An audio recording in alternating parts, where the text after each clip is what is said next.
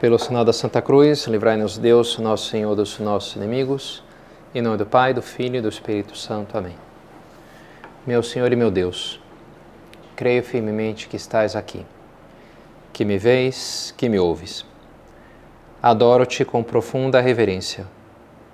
Peço-te perdão dos meus pecados e graça para fazer com fruto este tempo de oração. Minha Mãe Imaculada, São José, meu Pai, Senhor, meu anjo da guarda, intercedei por mim.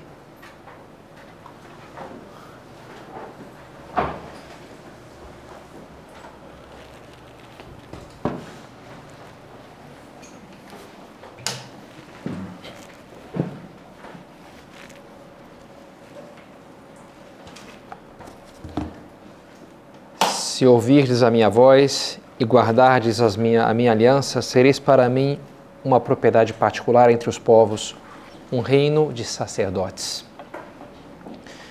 Fiz o meu retiro faz uns 2 meses. Me chamou a atenção historinhas, né? A gente guarda mais as historinhas que qualquer coisa, né? Na pregação. E eu não sou diferente, né? Então me marcou uma história de uma família que estava viajando, família de nordestinos, que ia fazer talvez a primeira viagem assim de turismo no exterior.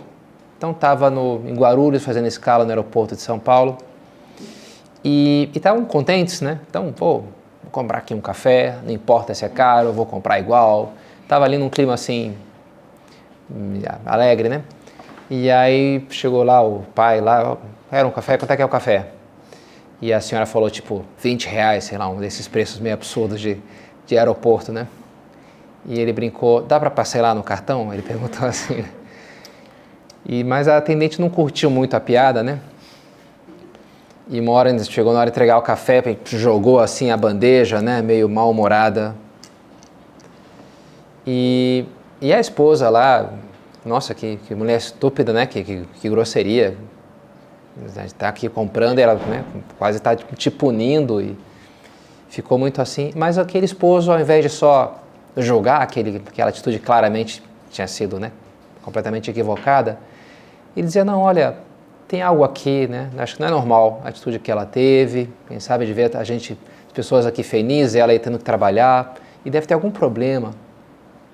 E na hora que ele foi então pagar, ele falou, olha, ainda continuava aquela senhora com a cara assim fechada, e ele agradeceu, eu queria te agradecer. E ela achou que era uma ironia, sei lá, né? Ainda estava assim na defensiva. Por quê? Não, olha, porque, né, a gente está aqui viajando e você está aqui trabalhando num dia como esses e está aqui para nos servir e pôde, né, e está me servindo esse café conforme eu pedi, então. E tenho certeza que você tem algum problema que você está tendo que enfrentar na tua vida pessoal e mesmo assim você está aqui trabalhando, servindo, isso também é uma coisa. E aí diz que aquela atendente na hora começou a chorar, né? Se desmanchou ali. Enfim, de fato, né? Tocou alguma fibra ali, a misericórdia dele mexeu ali com ela e aquilo a tocou. Né? Achei uma história bonita, né? A atitude desse senhor, ao invés de talvez a atitude que eu teria. Pô, que mulher grossa, né? Vou numa outra loja, quando eu tenho que fazer uma análise aqui de atendimento horrível e tal, despede essa menina aí. Porque... E ele, pelo contrário, tem uma atitude assim positiva, de olhar, de ver que tinha ali algo, de tentar ajudar e de fato transformar naquela interação de uma coisa meramente negativa para uma coisa transformadora, né? E parece uma bela história, um belo exemplo de que tem que ser a atitude de um cristão, que tem que ter essa atitude de ser um papel transformador no meio do mundo. Semana passada eu dei uma meditação que a gente falou bastante sobre a mentalidade laical, em que eu insisti nessa ideia de que o fiel leigo, ele é mais um no jogo do mundo, seja no debate político, nas artes, nos esportes, que um cristão em absoluto se deveria sentir excluído desses debates por ser cristão, então não faço parte desse jogo, não tenho voz, porque você é cristão, católico, então você está fora. Não, como assim estou fora? Não existe isso, né? Sou mais um aqui nesse negócio, né? Tenho voz, meu voto vale.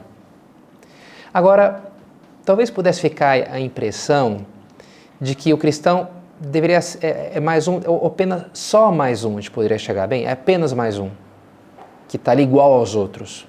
Em certo sentido é igual, mas em outro sentido é diferente, né? Jesus, ele não diz, vocês são a luz do mundo, vocês são o sal da terra. O cristão tem algo a contribuir, o sal não pode perder o seu sabor, aí sim, não serve para nada, mas ele tem algo especial dele para comunicar ali para a massa, para aquela comida, né? E por isso, talvez, quando São José Maria falava de mentalidade laical, que falava com alguma frequência, em geral ele falava unido a outra expressão que é alma sacerdotal. A gente tem que ter mentalidade laical e alma sacerdotal. E essa meditação de hoje, então, vai ser para tentar entender essa ideia. O que é essa alma sacerdotal que nós estamos chamados a ter?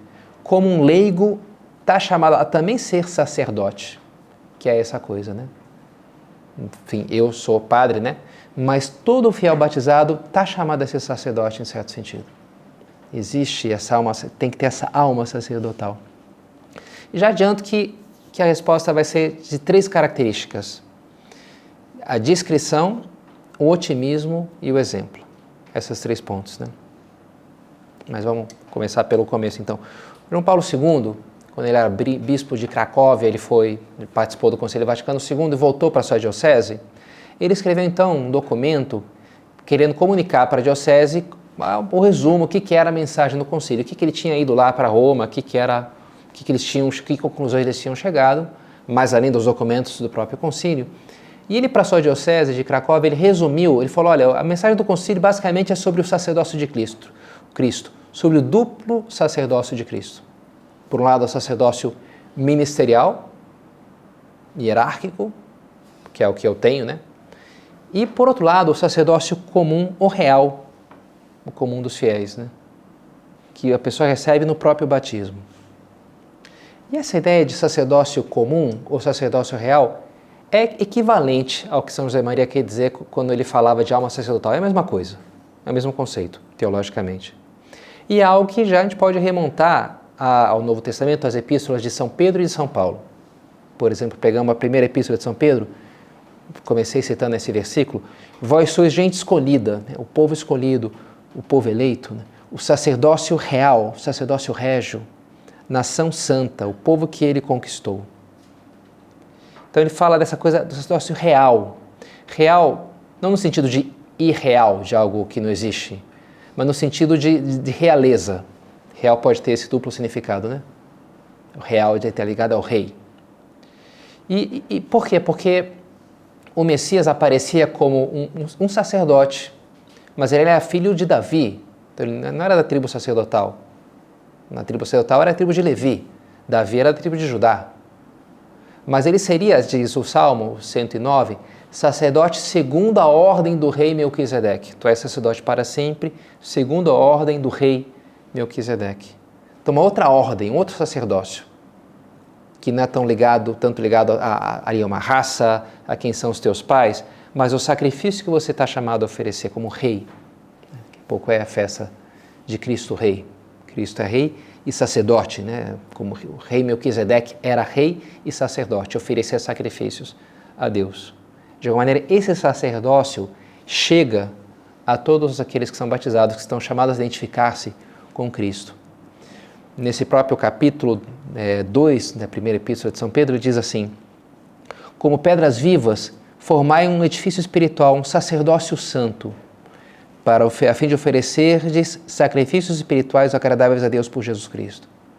Oferecer sacrifícios espirituais, hóstias espirituais, talvez um pouco diferente dos sacrifícios visivelmente que se oferece sobre o altar, já no templo de Jerusalém, pegava lá o cordeiro, colocava lá, né, a vaca, e hoje, né, também, visivelmente, nesse altar, né, celebrei a missa aqui, por exemplo, ontem, né, então estava ali, como se via, a hóstia e o vinho, enfim, no vinho não dá para ver porque é dentro do cálice, né, mas enfim, quando o padre coloca lá, se vê, né, então é algo visível que está ali, né.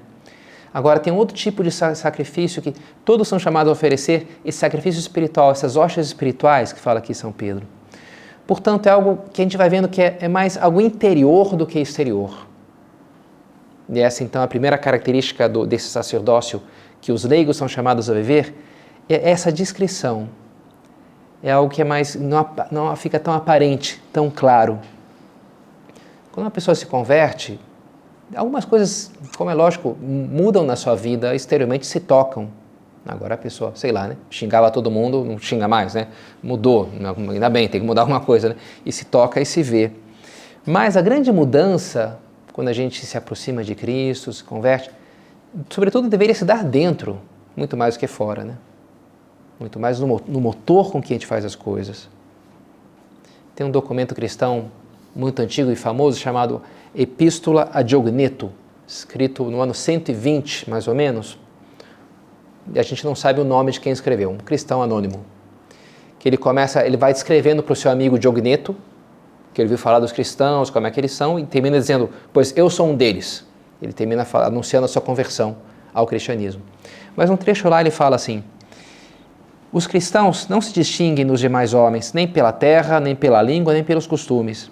Nem em parte alguma habitam cidades particulares, nem usam alguma língua distinta. Encontram-se na carne, mas não vivem segundo a carne. Moram na terra, mas são regidos pelo céu. Obedecem às leis estabelecidas, mas superam essas leis com as próprias vidas. Numa palavra, o que a alma é no corpo, isso são os cristãos no mundo. Chega nessa definição final, né? Como a alma no corpo. E é muito interessante isso daí, né? Alma no corpo. São José Maria, de fato, ele não era muito fã de distintivos externos da nossa condição de cristão. Então, para a pessoa se converter, então agora, a partir de agora eu tenho que usar isso aqui, usar um terço, um crucifixo, levar não sei o quê, uma camisa com a Nossa Senhora, com Jesus, sei lá, uma coisa assim, porque agora eu me converti e tenho... São José Maria não era muito fã, não que seja, sei lá, proibido, algo errado, né? Fazer uma coisa dessas. Mas ele acreditava que, olha, o nosso distintivo deveria ser mais as nossas ações, mais do que achar porque uso um boné ali que está escrito não sei o quê, que tem uma cruz. Não, mas pela força das minhas virtudes, pelo meu serviço alegre aos demais. E talvez por isso que ele gostava de falar especialmente de alma sacerdotal. A alma que justamente, né, como usa aqui a Epístola a Diogneto, é algo que não se toca tão diretamente, não aparece de forma tão imediata, mas está ali e tem uma eficácia fundamental, né? Se você tira a alma do corpo, é definição de morte. Morreu, né? Porque a alma não está mais ali. E se nota que não está porque parou, mas não é algo que se toca diretamente. Nesse sentido, o sacerdócio que os cristãos leigos são chamados a viver no mundo tem algo dessa ação silenciosa do fermento na massa. Talvez é menos aparente do que o sacerdócio, né, de um padre que vai vestido ali de padre, que vai lá e prega e fala as coisas, né? Mas nem por isso é menos eficaz esse sacerdócio que está aí metido no meio das realidades humanas. São José Maria, nesse sentido, pinta uma cena, um ponto de sulco, escreve-me na cozinha junto ao fogão. Está começando a tarde, faz frio. Ele vai imaginando a cena. A senhora lá na cozinha.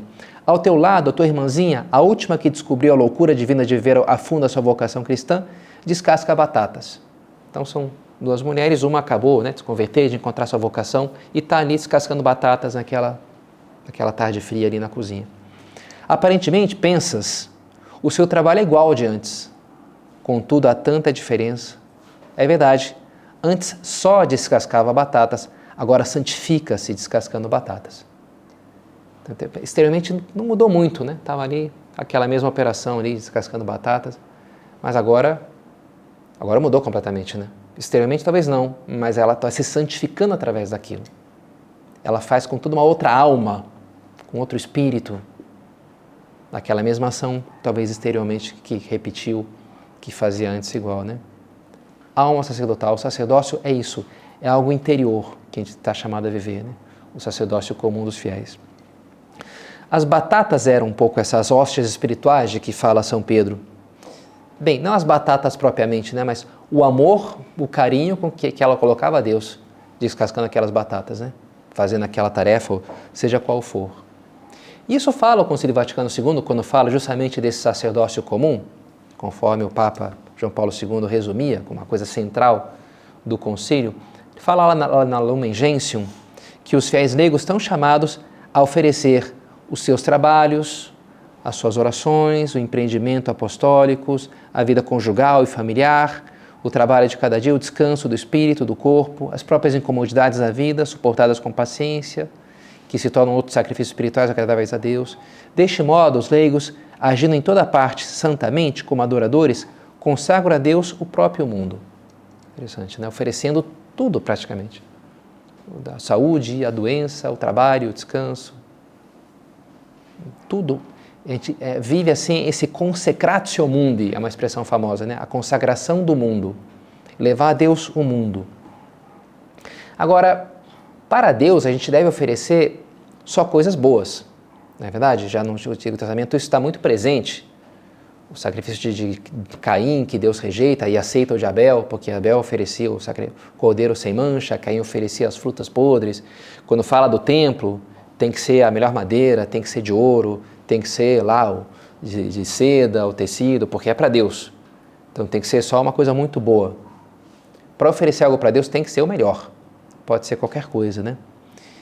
E por isso, para viver essa consecratio mundi, a gente tem que enxergar no mundo uma bondade para poder oferecer, para que faça sentido que eu ofereça aquilo para Deus. E essa segunda característica que eu queria comentar, do otimismo. A alma sacerdotal, num fiel leigo, significa olhar com uma visão positiva para o mundo e as suas diversas realidades. Por oposição, o religioso, a pessoa que tem vocação religiosa, ou seja, uma freira, um monge, eles vivem o chamado contemptus mundi, o afastamento, o ódio do mundo. Contemptus mundi é isso. Esse mundo aqui é pouco, eu só quero saber de Deus. Não me interessa, não quero me meter em política, em esporte, na arte, porque eu quero me dedicar só à oração. Isso é a revocação religiosa, que abandona o mundo para ficar lá no convento, no mosteiro, viver como se já estivesse no céu, né? Agora, essa não é a atitude que deve ter um fiel leigo, enfim, de uma maneira até um pouco sacerdote secular, né? Porque tem que oferecer esse mundo para Deus. Então eu tenho que ver a potencialidade dessas realidades, a beleza possível, né, que elas estão chamadas a ter, espiritual mesmo. São José Maria tem uma homilia famosa, talvez a mais famosa dele, que ganhou esse título Amar o Mundo Apaixonadamente, que falava, né, que, falando de si mesmo, não sou religioso, sou sacerdote de Jesus Cristo, sacerdote secular, que ama o mundo apaixonadamente. Isso se aplica a um sacerdote secular, a um padre diocesano, não há dúvida que se aplica, em primeiro lugar, diria até, ao fiel leigo, que está chamado a estar mais metido ainda no meio desse mundo. Amar o mundo apaixonadamente, não odiar o mundo, não é essa vocação do fiel leigo. Ele vai viver o seu sacerdócio amando esse mundo.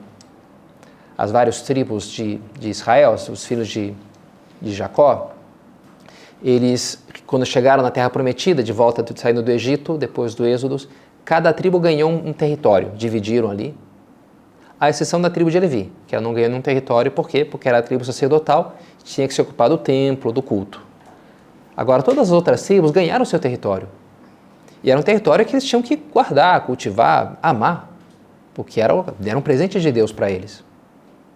Cada um de nós tem o seu território, entendeu? Tem aqui essa família, tem aqui esse grupo de amigas que estudaram junto comigo no colégio, tem essa situação profissional onde eu me encaixo no mundo de acordo com esses estudos que eu fiz e esse diploma que eu obtenho, esse emprego que eu consegui. E eu tenho que levar isso para Deus, eu tenho que olhar para essas coisas como um presente de Deus para mim. Coisas que têm defeitos, não há dúvida, que têm limitações, a minha família, o meu pai, o meu país, não há dúvida, né? Mas também tem a sua potencialidade, tem coisas boas. E que eu tenho que saber extrair essas coisas boas. Todas essas realidades são dons que Deus me deu. Eu não posso enterrar. Domingo agora vai ser a parábola dos talentos. Ah, é só um talento, é ruim, é pouco, o outro ganhou 5, outro ganhou 2. Vou enterrar, não sai. Não, peraí, você tem que render esse negócio, não pode enterrar. Vai ser te pedido contas do que você fez com isso. Com essas pessoas que eu coloquei perto de ti, com essa tua família, né? Eu não posso ficar travado nos efeitos do mundo das pessoas, mas tem que ver o lado positivo delas. A pessoa me falava esses dias que terminou de ler esse livro, O Jardim das Aflições, do Olavo de Carvalho, e dizia, padre, eu fiquei bem aflita, estou bem desanimada. Porque, enfim, porque eu não li o livro, mas fala dos problemas do mundo, da hipocrisia nas ciências, na academia, na política, né? Enfim, muito bem, sei lá, é bom saber dos problemas, né? E mais ou menos estar por dentro do que acontece. Mas, assim, por um lado é importante também conservar uma visão positiva das coisas. Esse otimismo que me leva a não desistir do mundo, né? A não desistir da política, do esporte, ou sei lá, né? Da minha profissão, de fazer algo para fazer o mundo melhor. Porque essa é a minha missão. Porque Deus me escolheu para isso, né? Então tem que ter essa visão de que eu posso tirar algo bom daqui. Hoje em dia, especialmente, né? Dei uma olhada no WhatsApp antes de entrar aqui, uma pessoa que me manda mensagens em geral bem negativas, está tudo errado na igreja, tudo errado no mundo, né? Enfim, sempre esse é o teor. E pensava, né? A pessoa falava essa coisa de marketing digital, que é um pouco uma profissão da moda hoje em dia. Em geral, vamos fazer uma campanha, se reúnem no grupo, qual que é a primeira coisa que eles buscam, que eles questionam? Qual é o inimigo que a gente pode evocar? Qual que é o medo que você tem que despertar nas pessoas? Por quê? Porque a psicologia ensina que a gente tem uma resposta diante de um risco, de um perigo, a nossa resposta é muito mais imediata do que quando uma situação de tranquilidade e conforto, né? Então sempre começa, olha, cuidado, né? Vai ser o fim da igreja, né? Olha, cuidado, é o fim do mundo. Olha, cuidado, né? Você vai se dar mal aos teus filhos. Olha, isso aqui é um negócio muito sério, né? Porque a gente reage de forma mais imediata diante disso. Claro, qual que é o problema de toda a campanha aí por aí? As pessoas mais influenciáveis acabam ficando, nossa, o mundo vai acabar amanhã, né? Realmente é o fim, de agora já não tem mais jeito, né? Porque isso, se você se deixa levar, isso não ajuda, né? Em geral as pessoas desistem, né? Não adianta mesmo, está tudo perdido, já era, agora já não tem mais jeito. Não, eu estou aqui para levar esse mundo para Deus, né? Essa é a minha missão. Então tem que enxergar o lado bom das coisas. Michelangelo, parece que ele pegava lá as pedras de mármore grandonas, que ele pegava aquelas estátuas de uma peça só, e ele alguma vez falava, olha, tá aqui dentro já, a Pietà, né, o Davi, o Moisés, estão aqui dentro. Ele via ali, em geral não era uma coisa tão uniforme, saía mais para lá, aqui vai ser a lança, aqui é o braço, aqui vai ser a cabeça, dá para encaixar dessa maneira.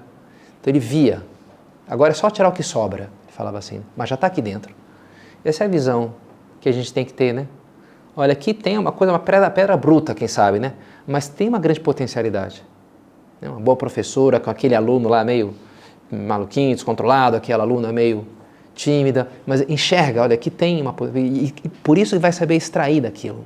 E parece que os bons diretores de almas precisam, sobretudo, dessa habilidade, né? E os bons padres que conheci, muitos que eram bons, eles sabiam ver, eles eram muito otimistas, né? Ver o lado positivo das pessoas.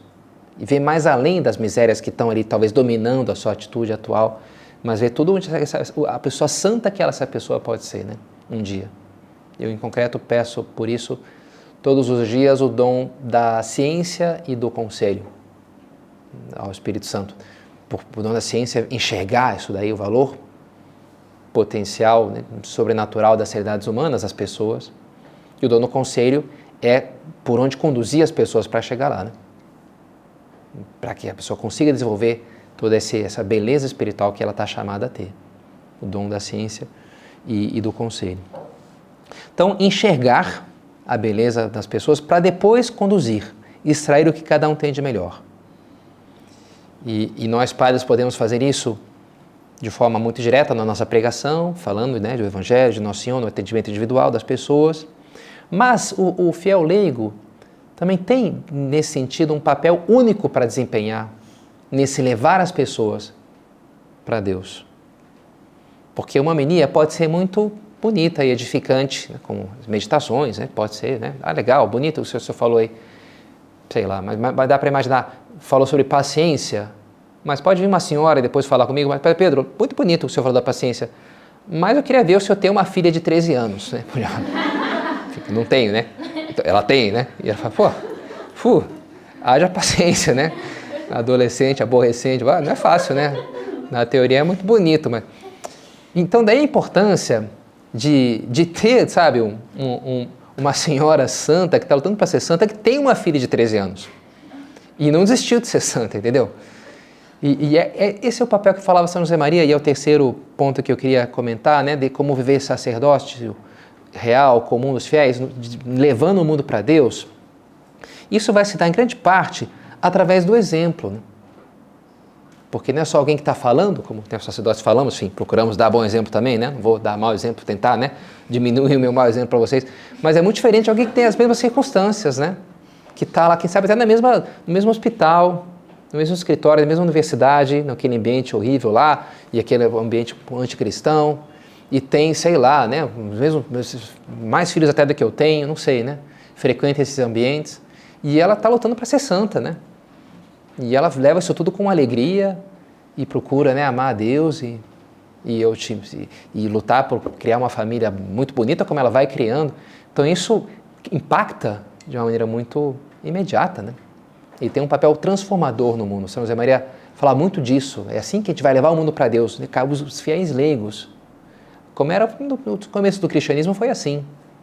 Claro que havia a pregação, sei lá, de São Pedro, de São Paulo, mas as massas eram contagiadas pelo exemplo vivo dos primeiros cristãos metidos nas várias circunstâncias da vida. Então, essa é a terceira característica, levar o mundo para Deus através do exemplo, porque o exemplo é muito significativo. Esses dias me deparei com um livro que estava escutando sobre um efeito psicológico que me chamou a atenção, chamado o efeito da ancoragem. E dava exemplo, por exemplo, você pergunta para umas pessoas sobre a altura das sequoias. A sequoia é a árvore mais alta que tem, né? Em geral, nem tem a menor ideia, né, qual a altura da sequoia. Mas se fazia dois grupos. O primeiro grupo perguntaram, você acha que a sequoia ela chega a alturas maiores que 365 metros? Sim ou não? Você acha que ela chega a toda essa altura? 365 metros? E a pessoa falava sim ou não. Acho que dizia não em geral, né? Que altura você estimaria que pode chegar uma sequoia? As pessoas desse primeiro grupo, a média de alturas estimadas deu 257 metros. Não chegou no 300, mas ficou 257, é bem alto, né? Depois, um outro grupo, eles perguntavam, olha, você acha que as sequoias, elas chegam até 55 metros de altura? 365, 55, né? A pessoa falava, sim, não, acho que sim. Qual altura você estimaria que chegam as sequoias? A média desse segundo grupo deu 86 metros. As médias, né, diferença 257, 86. Por quê? Porque partiram de âncoras muito diferentes, né? A âncora é a primeira sugestão que você dá para a pessoa. E você poderia pensar, bem, mas sei lá, aqui não tenho a menor ideia, né? Se a pessoa perguntou, daqui deve ter a ver um pouco mais ou menos com aquilo. Então você tende a ficar... Mas olha, isso funciona também com corretores de imóveis, que na teoria conhecem mais ou menos o preço do imóvel, mas se você apresenta um imóvel para ele com um preço X, olha, você acha que esse preço é bom? Que preço você daria para o imóvel? Se o preço inicial é 2x, os preços tendem a aumentar 41% da estimativa de um corretor, que a princípio é um cara que sabe daquilo, né? Sabe quanto é que vale cada, mais ou menos, né? E até o caso mais extremo ainda foi com juízes alemães, que a gente fala, o alemão é um cara objetivo, né? Que tinham 15 anos de experiência, então pegava vários caras desses, e falaram de um caso de uma mulher que foi pega roubando lojas. Cleptomaníaca, sei lá, né? E aí a pergunta era, quantos meses você daria de pena para essa mulher? Só que antes de fazer essa pergunta, eles davam 2 dados para eles que eles jogavam. E os dados eram viciados.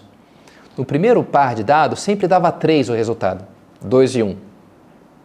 E no segundo par de dados, sempre dava 9. 5 e 4 ou 6 e 3. Então, eles perguntavam, o número de meses que você daria de pena para essa mulher é maior ou menor do que o que deu no dado aqui, né? 3 ou 9? Quantos meses você daria? Para os que tiraram 3 no dado, a média foi 5. Para os que tiraram 9, a média foi 8. O negócio assim é absurdo, né? Um dado, é claramente um número randômico, que ele mesmo jogou o dado ali, e isso influenciou, mudou de 5 para 8, é quase o dobro, né? Sei lá, enfim, forçando um pouquinho. Mas é uma mudança muito poderosa, né?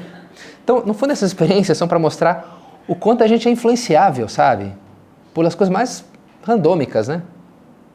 A gente é muito influenciável, mais que a gente pensa. E por que contei tudo isso, o efeito da ancoragem?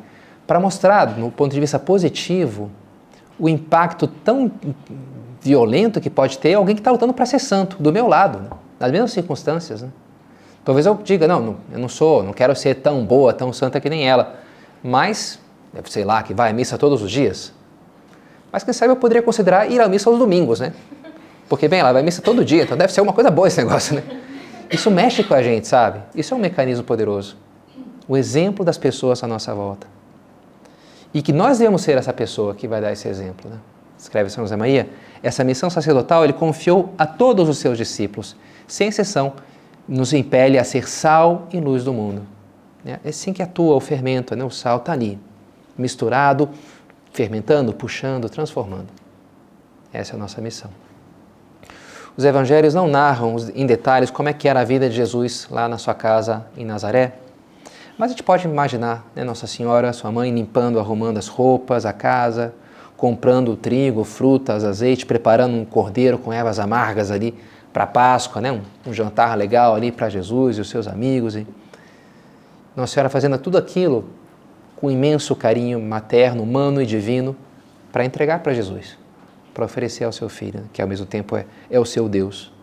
Então, bonito esse exemplo para a gente se inspirar, pedindo a ela que nos ajude a enxergar cada dia melhor o sacrifício que Deus espera de nós e, de fato, fazer na nossa vida uma contínua entrega amorosa a Deus.